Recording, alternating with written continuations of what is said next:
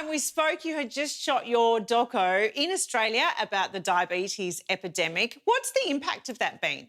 It was great. I heard a lot of very positive feedback. The contributors did very well. It was embraced by Diabetes Australia, who have also moved their sort of position, if you like, to accepting the possibility, at least, that conditions like type 2 diabetes can be put into remission.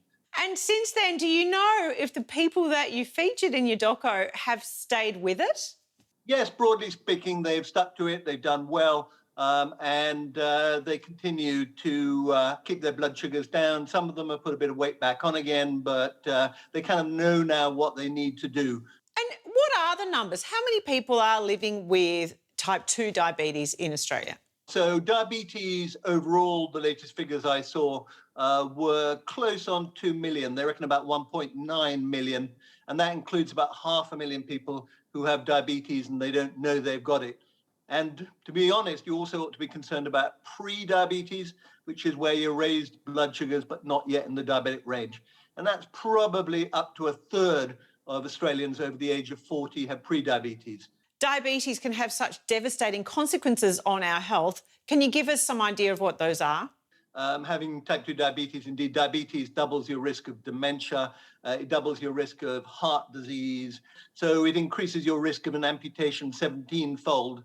There are a lot of Australians having their limbs amputated every year as a result of type 2 diabetes. I've filmed with an Australian surgeon who says that's pretty well all he does now. Amputate limbs because of type 2 diabetes. And he finds it very distressing. Blindness, it's one of the commonest causes of preventable blindness, and it's very highly linked to impotence in men and conditions like that. So not a nice disease to get. So can you give us some idea of how we may, if we lose weight, put our diabetes into remission? Can you explain that? Sure. So the main reason why people develop type 2 diabetes, there is an element of genetics. I mean, my father had it, so it's not entirely surprising that I got it. But even genetics alone doesn't account for it. Mainly with type 2, it is lifestyle. Now, the main reason you develop type 2 diabetes is because you put on weight around your waist. It's called visceral fat, gut fat. And that then infiltrates your liver and your pancreas.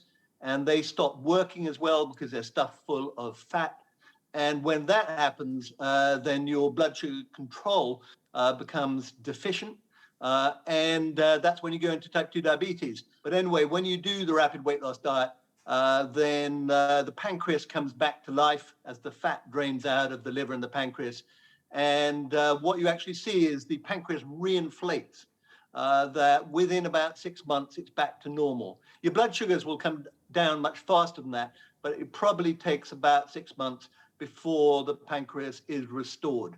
And this is kind of amazing news because certainly when I was at medical school, we were told that diabetes is an irreversible disease, but it does need you to lose about 10 kilos, about 10% of your body weight, something like that, in order to get all that fat out of the liver and the pancreas. Well, it seems as though you are not going to stop, Michael. This is your crusade. Is this something that you have been driven to continue forever? Absolutely. I'm feeling more optimistic than I have for a very long time, that the world is beginning to wake up to the benefits of nutrition when it comes to type 2 diabetes.